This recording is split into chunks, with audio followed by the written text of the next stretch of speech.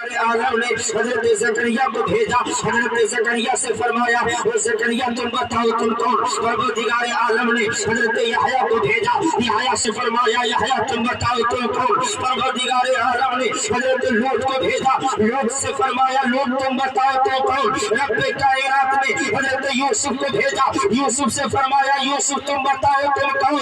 1,24,000 रब्बे कायनात ने दुनिया के अंदर तमाम नबियों को भेजा। आदम से फरमाया आदम तू बता तू कौन। मूसा से फरमाया मूसा तू बता तू कौन। ज़करिया से फरमाया ज़करिया तू बता तू कौन। अल्लाह जितने भी अंबिया को रब ने भेजा सबसे यही फरमाया अपने अपने बारे में बताओ, अपने अपने ताल्लुक से बताओ। सबने अपने अपने बारे में ऐलान किया, अपने अपने ताल्लुक से बताया। लेकिन रब्बे कायनात ने जब हमारे और तुम्हारे नबी, हमारे और तुम्हारे पैगंबर, हमारे और तुम्हारे रसूल मोहम्मद अरबी को दुनिया में भेजा तो रब ने सारे नबियों से फरमाया था अपने अपने बारे में बताओ।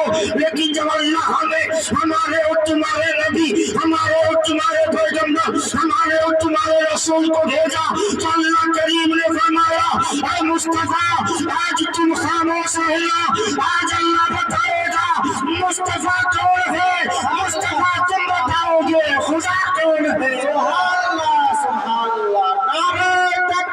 ये तो बताओ पिया ने पीर से ये तो बताओ रोशन जमीन ये बता दो आपकी विलायत किस तरह की है।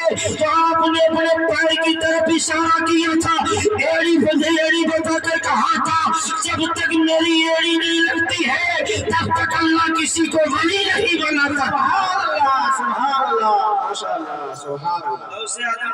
जब तक मेरी एड़ी नहीं लगती तब तक अल्लाह किसी को वली नहीं बनाता। तकरीर बहुत लंबी नहीं होगी इंशाल्लाह। हमें बड़ा डर लगने लगा है, खतरा लगने लगा है, समझ रहे हैं, क्योंकि हिमायतें हैं हज़रत अल्लामा मौलाना सिद्दीक साहब क़िबला की साथ में माशाअल्लाह कई लोग हिमायत कर रहे हैं। और जानते हैं मौलाना साहब तकरीर कर रहे थे, तकरीर थोड़ी लंबी हो गई सुने। अब अच्छा जाने वाला जा सकता है, मैं उस मुकर्रिर नहीं हूँ डांट कर बैठा दिया जाए। एक जगह मौलाना साहब ने डांट कर एक को बैठाया, उसके बाद में थोड़ी देर के बाद बोले कि भैया जहाँ जा रहे थे जा सकते हो। कहा मौलाना जिस काम से जाना था वो काम यहीं पर हो गया, समझ रहे हैं। तो मैं ये नहीं चाहता हूँ कि आप वो काम यहाँ पर कर दे, जिसको हाजत होगी वो इंशाल्लाह जाएगा और आ जाएगा। तो मौलाना की तकरीर बहुत लंबी हो गई तो एक सामने गांव के मुखिया चौधरी साहब बैठे थे, बड़ा मोटा डंडा उनके हाथ में था। तो लंबी तकरीर देखी तो जो मिंबर था अपने कांधे पर डंडे को रखा चारों तरफ घूमने लगे। तो मौलाना ने देखा कि अब खतरा है, का बस मुखिया जी परेशान ना हो तकरीर खत्म कर रहे हैं। ना मौलाना तुम तकरीर करो, तुमसे कोई लेना देना नहीं। फिर हम तो उसे ढूंढ रहे हैं जो तुम्हें बुला करके लाया है। तो ये अल्लाह शाह साहब बुला लाए हैं, आप इसे नहीं पढ़ लीजिएगा। एक मरतबा गौसे आज़म के नाम से बोलो सुभान अल्लाह सुभान अल्लाह। ऐसे मोहतरम बड़े मोहब्बत वाले हैं गौसे आज़म, आपसे आप जो है गौसे आज़म से बड़ी मोहब्बत करते हैं। इंशाअल्लाह ये काम मोहब्बत गौसे आज़म की दुनिया में भी काम आएगी, आखिरत में भी काम आएगी। सुभान अल्लाह सुभान अल्लाह। वरना मोहब्बतें लोग तरह तरह की करते हैं, मोहब्बतों का जवाब ही नहीं। आपने देखा होगा तिरक के पीछे लिखा रहता है बुरी नजर वाले तेरा मुंह काला, लिखा रहता है बुरी नजर वाले तेरा मुंह काला। और दूसरी आपने दूसरा एक आयत पढ़ा होगा आप गुजरात में कि सनम बेवफा देखा होगा। तो हमने पूछा ये बताओ ये सनम बेवफा लिखा क्यों जाता है? क्या इसने किसी से मोहब्बत की होगी, उसने धोखा दे दिया होगा इसीलिए इसने कहा सनम बेवफा। मैंने कहा यार तूने ऐसे से मोहब्बत क्यों की जिसने दुनिया में धोखा दे दिया। अगर तूने मोहम्मद से मोहब्बत की होती, रसूल से मोहब्बत की होती तो दुनिया में तेरा हाथ पकड़ते तब तक नहीं छोड़ते जब तक जन्नत में नहीं जा। सुभान अल्लाह सुभान अल्लाह। ऐसे से मोहब्बत सुभान अल्लाह उससे आज़म से मोहब्बत। अच्छा इंसान को जैसी तरबियत दी जाती है ना काम इंसान वैसे करता है। मिसाल के तौर पर हमारे बाप दादाओं ने 11वीं शरीफ को मनाया, हम भी मनाते चले आ रहे हैं। अल्लामा मौलाना सिद्दीक साहब किबला हमें सिखा रहे हैं, बता रहे हैं कि गौर से आदम का महीना 11वीं वाला आ गया है तो प्यारे इस्लामी भाइयों हम नियाज करवाने लगते हैं। ये उलमाए किराम भी तरबियत हमें सिखाते, हजरात और अपने वालिदैन से भी हमने तरबियत सीखी। जैसी तरबियत होती काम वैसे ही इंसान करता है। एक बादशाह का आपने नाम सुना होगा, उनका नाम है महमूद गजनवी। हजरात ये बादशाह का एक दिन दरबार लगा था, तमाम वजीरों को जमा किया और रुयाया भी आ गई। तकरीर करने लगे बादशाह, कहने लगे मैं हजरत खिज़्र को देखना चाहता हूँ, कोई ऐसा है जो मेरी मुलाकात हजरत खिज़्र से करा सके। समझ रहे आप क्या कि कोई मजमे में ऐसा है कि मेरी मुलाकात खिज़्र से करा सके? तो सारे मजमे में सन्नाटा, लेकिन एक गरीब आदमी खड़ा हो गया, कहने लगा हुजूर बादशाह सलामत, मैं आपकी मुलाकात हजरत खिज़्र से करवा सकता हूँ। क्या ठीक है, क्या लेकिन मेरी एक शर्त है। क्या शर्त है? क्या ये कि मैं घर से बहुत गरीब आदमी हूँ, आपको मेरे बच्चों के कपड़ों का इंतजाम करना पड़ेगा, आपको मेरे बच्चों के लिए खाने की चीजें भेजना पड़ेगी और 6 महीने का वक्त मुझको देना पड़ेगा। बादशाह ने कहा ठीक है, हजरत खिज़्र अलैहिस्सलाम से मुलाकात हो जाएगी, मैं 6 महीने की इजाजत देता हूँ, तेरे बच्चों के कपड़ों का इंतजाम हो जाएगा और जो भी अखराजात है उसकी जिम्मेदारी मैं लेता हूँ। ये 6 महीने के लिए दरिया के करीब चला गया। हजरत मोहतरम 6 महीने के बाद बादशाह ने कहा उसको बुला कर लाओ। 6 महीने गुजर गए, खिज़्र नजर नहीं आए, खिज़्र अलैहिस्सलाम से मुलाकात नहीं हुई। इसको लाया गया, दरबार में आया, आंखों से आंसू निकलने लगे। बादशाह ने पूछा रो क्यों रहे? का वजीफा कर रहे थे वो खराब हो गया, अब मजीद 6 महीने और लगेंगे। बादशाह ने कहा कुछ भी करो, हजरत खिज़्र से मेरी मुलाकात करवा दो। हजरत मोहतरम का 6 महीने की और आपसे इजाजत चाहता हूँ। 6 महीने की मजीद इजाजत तलब की बादशाह से, इजाजत दे दी बादशाह ने। ये चला गया। जब 1 साल गुजरा, बादशाह ने बुलाया, बुलाने के बाद में अब तो 1 साल हो गया, खिज़्र मालूम नहीं होते। कहने लगा बादशाह मैंने आपसे झूठ बोला। अल्लाह कहने लगा बादशाह मैंने आपसे झूठ बोला था, मैं इतना कमजोर आदमी कि कई दिनों से मेरे घर में फाते हो रहे थे, मेरा जिस्म इतना कमजोर हो गया था, मेरा जिस्म कांपने लगा था, मुझे कोई रास्ता नजर नहीं आया। वो बादशाह सलामत, मैंने सोचा ये झूठ बोल देंगे, हम तो चले जाएंगे कहीं, लेकिन मेरे बच्चों को अच्छा खाना मिलता रहेगा, अच्छे कपड़े मिलते रहेंगे। बादशाह को गुस्सा आ गया। बादशाह को गुस्सा आया, कहने लगा अब तुझको इस बात की सजा मिलेगी। तो वजीरों से कहा अपनी अपनी राय पेश करो, मशवरा पेश करो। तो एक वजीर खड़ा हो गया, मैंने शुरू में बताया था कि मामला तरबियत का होता है। एक वजीर खड़ा हो गया, खड़े होने के बाद में कहा बादशाह सलामत, मेरी राय ये है कि इसकी गर्दन को काट दिया जाए, इसकी गर्दन को काट दिया जाए। तो एक हसीन चेहरे वाले बुजुर्ग सामने बैठे हुए थे ना, वो बोले हाँ इन्होंने ठीक कहा, इन्होंने ठीक कहा।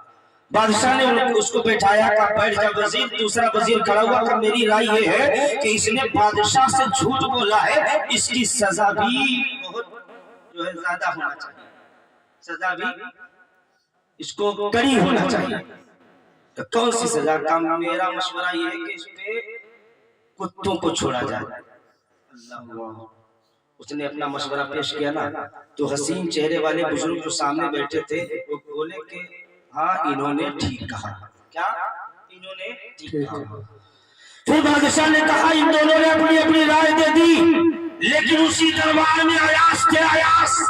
अयास तुम्हारी राय क्या है? तो अयास ने कहा था बादशाह मेरी राय ये है कि इसको माफ कर दिया जाए। सुभान अल्लाह, मेरी राय ये है इसको माफ कर दिया जाए। जो हसीन चेहरे वाले बुजुर्ग बैठे थे कहा हाँ इन्होंने ठीक कहा। बादशाह को गुस्सा आ गया, कहा बाबा तुम्हारे बात का ठिकाना नहीं है। क्यों? यार तीनों लोगों ने कहा और तुमने हर बात पे यही कहा ठीक कहा ठीक कहा, इनसे तो बाद में निपटेंगे बाबा, पहले तुमसे निपटेंगे। मामला समझ में नहीं आया। تو ان بزرگ نے کہا تھا معاملہ تربیت کے اوپر ہوتا ہے، جیسا سکھایا جاتا ہے جیسا سیکھتا ہے نا ویسی ہی بات کرتا ہے۔ کہا کیا کہنا چاہتے ہو؟ تو بابا نے کہا تھا پہلا جو کھڑا ہوا تو اس کے باپ داداؤں نے ہمیشہ دوسروں کی گردن کو اڑایا تھا، اسی لیے گردن اڑانے کی بات کر رہا ہے۔ اور حضرات کہا جب دوسرا شخص کھڑا ہوا کتا چھوڑنے کی بات کی تو اس کے باپ داداؤں نے ہمیشہ جو ہے بادشاہوں کے کتے نہلائے، اسی لیے کتوں والی بات کر رہا ہے۔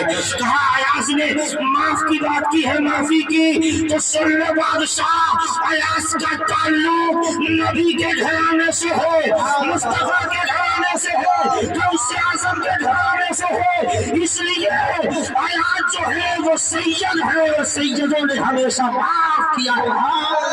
سبحان اللہ ایاز غوث اعظم سبحان اللہ کے مطلب ایاز سید ہے، اس لیے معافی کی بات۔ سبحان اللہ ایاز کے آنکھوں اب سنیں بہت اچھی بات بتانے جا رہا ہوں۔ ایاز کہنے لگا جب میرا راز کھل گیا ہے آنکھوں میں آنسو آ گئے، ایاز رونے لگے کہ جب میرا راز کھل گیا ہے وہ بادشاہ سنو میں بھی ایک راز کھولنا چاہتا ہوں۔ بادشاہ نے کہا تم نے آج تک بتایا کیوں نہیں کہ تم سید ہو؟ کہ میرا راز کھل گیا ہے، میں بھی ایک راز کھولنا چاہتا ہوں۔ کہ کون سا راز؟ کا راز یہ ہے جو سامنے بزرگ دیکھ رہے ہو یہ کوئی عام بزرگ نہیں بلکہ حضرت خضر علیہ السلام۔ سبحان اللہ سبحان اللہ سبحان اللہ یا رسول اللہ یا رسول اللہ۔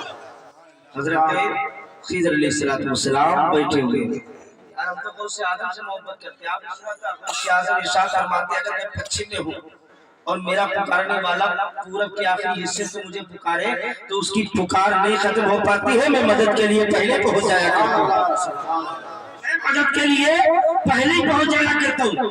اچھا حضور سیدنا غوث اعظم کے زمانے میں پیر نے اعلان یہ کیا کہ اگر میرا کوئی مرید غلطی کرتا ہے، خطا کرتا ہے، گناہ کرتا ہے یا تو ایک مہینے میں وہ توبہ کر لیتا ہے یا تو مر جاتا ہے۔ کس کے زمانے میں؟ غوث اعظم کے زمانے میں اعلان کیا کہ میرا اگر کوئی مرید غلطی کرتا ہے نا، گناہ کرتا ہے تو ایک مہینے میں یا تو وہ مر جاتا ہے یا وہ توبہ کر لیتا ہے۔ تو یہ خبر میرے غوث تک پہنچی، غوث اعظم نے سنا تو ان پیر صاحب کو بلایا، بلانے کے بعد میں کہا پیر جی آپ کا معاملہ کیا ہے بتائیں تو صحیح۔ کہ حضور میرا معاملہ یہ ہے، میرا چاہینے والا، میرا ماننے والا، میرا مرید کوئی خطا کرتا ہے، کوئی غلطی کرتا ہے یا تو وہ ایک مہینے میں توبہ کر لیتا ہے یا مر جاتا ہے۔ حضور غوث اعظم نے کہا پیر جی آپ کا معاملہ ہے، قادریوں ناز کرو اپنی قسمتوں پر۔ غوث اعظم فرماتے ہو پیر جی آپ کا معاملہ یہ ہے لیکن میرا معاملہ اس کے برعکس ہے۔ سبحان اللہ میرا معاملہ اس کے الٹا ہے۔ کہا جی آپ کا معاملہ کیا ہے؟ غوث اعظم فرماتے ہیں میرا معاملہ یہ ہے مجھ سے محبت کرنے والا، میرا نام لینے والا، مجھ کو پکارنے والا میرا مرید اس وقت تک مرتا ہی نہیں ہے جب تک یہ توبہ نہیں کر لیا کرتا۔ فرماتے ہیں میرا نام لینے والا اس وقت مرتا ہی نہیں ہے جب تک وہ توبہ نہیں کرتا۔ یار یہ غوث اعظم کی شان ناز ہم کیوں نہ کریں؟ رات ندا دادا منادی حشر میں یوں قادریوں کو کدھر ہے قادری کر لے نظارہ غوث اعظم کا، خدا کی فضل سے ہم پر ہے سایہ غوث اعظم کا، ہمیں دونوں جہاں میں ہے سارا غوث اعظم کا۔ لیکن غوث اعظم کی زندگی سے جلسے کا مقصد ہی ہوتا ہے کہ کچھ ہم سیکھ کر کے جائیں، یہ پڑھائی ہوتی ہے کچھ پڑھ کر کے جائیں۔ غوث اعظم آپ نے سنا غوث اعظم نے عشاء کے وضو سے مکمل 40 سال تک نماز فجر کو ادا کیا۔ سبحان اللہ عشاء کے وضو سے نماز فجر کو ادا کیا اور 15 سال تک غوث اعظم نے 1000 نوافل ادا کیے، ان میں ہر رات میں ایک قرآن پاک کو ختم کیا۔ سبحان اللہ آج ہم غوث اعظم کو تو مانتے ہیں لیکن ماں باپ کی باتوں کو نہیں مانتے۔ بوڑھے ماں باپ گھر کے اندر ہیں، نوجوان ستاتے ہوئے نظر آ رہے ہیں، بوڑھے ماں باپ کو لوگ گالیاں دیتے ہوئے نظر آ رہے ہیں۔ اللہ کی قسم ماں باپ کی بے حرمتی نہ کیا کرو، آقا فرماتے ہیں اگر ماں باپ کو تو نے ستایا ہے نا، خانہ کعبہ کا طواف کرتے کرتے انتقال ہو جائے گا تب بھی اللہ تجھ سے راضی نہیں ہوگا۔ آقا فرماتے ہیں اچھا تھوڑا سا معاملہ بنتا ہے نا تو پہلے انسان پہنچ جاتا ہے کہ ایسا کیجئے مولوی صاحب تعویذ لکھ دیجئے، لیکن تعویذ لینے والوں سنو، تعویذ بعد میں لیا کرو، سب سے پہلے اپنے ماں باپ سے دعاؤں کے لیے کہا کرو۔ جب ماں باپ دعاؤں کے لیے ہاتھ اٹھاتے ہیں آقا فرماتے ہیں اللہ کریم ماں باپ کی دعاؤں کو رد نہیں بلکہ قبول کر لیا کرتا ہے۔ سبحان اللہ، یہ باپ ہے، یہ ماں ہے، اللہ کی قسم جانتے ہو کتنی مصیبتوں کے ساتھ، کتنے دکھوں کے ساتھ ایک باپ نے تجھ کو پالا۔ عید کا دن آتا تھا، گھر میں کچھ بھی نہیں ہوتا تھا، ایک باپ تیرے لیے کپڑوں کا انتظام کرتا تھا، خود پرانے کپڑوں میں عید کر لیا کرتا تھا، اس لیے کہ میرے لال کا دل نہ ٹوٹنے پائے، میرے بچے کا دل نہ ٹوٹنے پائے، میرے بچے کی آنکھوں سے آنسو نہ نکلنے پائے۔ باپ نے کتنی محبتوں سے کتنی ناز سے تجھے پالا، غربت کی زندگی میں تجھے اچھے کھانے کھلائے، لیکن جب تو جوان ہو گیا پورے باپ کو ایک جو ہے خوراک دبا دینے کے لیے تیار نہیں، لانے کے لیے تیار۔ یہ ماں ہے، رات کے 12 بجے اگر تو رویا تو اس ماں نے اپنے سینے سے رات کے 12 بجے تجھے لگا لیا۔ رات کے اندھیرے میں ماں اپنے بچے کو روتے دیکھتی ہے تو ماں کا دل دہل جاتا ہے، کلیجہ دہل جاتا ہے، کھانپ جاتا ہے۔ اللہ کی قسم ماں اپنے لال کو سینے سے لگاتی ہے، ماں اپنی بچی کو سینے سے لگا لیتی، کیوں؟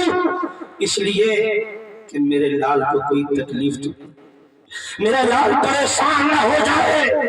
اس ماں نے کتنی محبتوں کے ساتھ تجھے پالا، اللہ کی قسم مسلمانوں کتنی بڑی مصیبت آ جائے اے ماں باپ کے قدم چوم کر رب کی بارگاہ میں دعا کر دے گا، اللہ تجھے یہاں بھی کامیاب کر دے گا میدان محشر۔ سبحان اللہ، ارادہ بنا لو مسلمانوں، اللہ کی قسم ماں باپ کو نہیں ستائیں گے، ماں باپ کا دل نہیں دکھائیں گے، کیونکہ آج معاشرے کے اندر دیکھا جاتا ہے ماں باپ ہم لوگوں کے پاس آتے ہیں کہ ہمارا بیٹا مجھے مار، حضرات ان کی آنکھوں سے آنسو ٹپکنے لگتے ہیں، رونے لگتے ہیں۔ ماں باپ جانتے ہیں آپ ایک بچہ، اچھا ماں باپ کا مرتبہ کیا ہے پتہ کب چلتا ہے ماں باپ کا؟ ایک بچہ ہے 4.5 سال کا، حضرات 4.5 سال کا بچہ، باپ کا انتقال ہو گیا، تیجا کا دن ہے، اچھے اچھے کھانے پک رہے ہیں نیاز کے لیے، پکتے ہیں نتیجے کے دن کھانے، اچھے اچھے کھانے پک رہے ہیں نیاز کے لیے، اللہ اکبر، مٹھائیوں کو جمع کیا گیا، بچے نے رو کر کہا تھا ماں جی یہ تو بتاؤ سب کھانے کے لیے آ رہے میرا باپ کیوں کھانے کے لیے؟ ننھا سا بچہ یہ نہیں جان رہا کہ میرا باپ موجود ہے کہ نہیں موجود ہے۔ کہا اچھے اچھے کھانے عید کے دن پکتے تھے تو میرا باپ بھی دسترخوان پر بیٹھتا تھا، میں بھی دسترخوان پر بیٹھا کرتا تھا، آج اچھے اچھے کھانے لگے ہیں لیکن میرا باپ نظر نہیں آ رہا۔ بیگم ماں نے اپنے لال کو سینے سے لگایا، بیگم ماں نے اپنے نور نظر کو سینے سے لگایا، ماں کی چیخ نکل گئی کہ ماں رو کس لیے رہی ہے؟ اللہ کی قسم مسلمانوں ماں نے کہا تھا بیٹا صبر کرو، اے بیٹا صبر کرو گا، ماں سمجھ نہیں آتا بابا کہاں چلے گئے ہیں۔ اللہ اوپر ایک لڑکے کو بلایا، ماں نے کہا اس کے باپ کے پاس لے جاؤ، لڑکے نے انگلی کو پکڑا ہے، انگلی کو پکڑنے کے بعد میں قبرستان میں لے کر گیا ہے، قبرستان میں لے جانے کے بعد میں قبر کے اوپر کھڑا کر دیا، کہا پر ہے بیٹا تیرا باپ اس کے اندر لیٹا ہوا ہے، نہ سمجھ بچہ سمجھ نہ سکا کہ میرا باپ بولے گا نہیں بولے گا، حضرات پکارنا شروع کر دیا بابا جی باہر آ جاؤ، اے بابا جی باہر آ جاؤ۔ میرے ملت کے نوجوانوں باپ کو پکار رہا ہے لیکن باپ نہیں بول رہا ہے، بچہ قبر پہ روتا رہا، حضرات ہم آنسو بہاتے رہیں گے، ماں باپ اگر گزر گئے تو دنیا میں دیکھنے کو نہیں ملیں گے، حضرات ماں باپ اگر درمیان ہمارے نہ رہے تو دعاؤں کے لیے ترس جاؤ گے۔ اللہ کی قسم دھول کٹتا ہے، چوٹ لگتی ہے تو ماں باپ کے ہاتھ پہلے اللہ کی بارگاہ میں اٹھ جاتے ہیں، اے میرے پروردگار عالم میرے بچے کو چوٹ لگی ہے میرے بچے کی حفاظت فرمانا. ماں بھی دعا کر دیتی ہے, باپ بھی دعا کر دیتا ہے. میرے ملت کے نوجوانوں, اگر تم غوث اعظم کی محفل میں آئے ہو, غوث اعظم سے محبت کرتے ہو, تو آج سے وعدہ کر لو اپنے ماں باپ کو نہیں ستائیں گے. انشاءاللہ کہہ دو ہاتھ اٹھا کر کے, اللہ کی قسم محفل میں وعدہ کرو گے تو غوث اعظم بھی راضی ہو جائیں گے, وصال بھی راضی ہو جائیں گے, مصطفیٰ بھی راضی ہو جائیں گے. کیوں جب تک ماں باپ نہیں راضی ہوں گے, جب تک خدائے وعدہ ہونا شریک نہیں.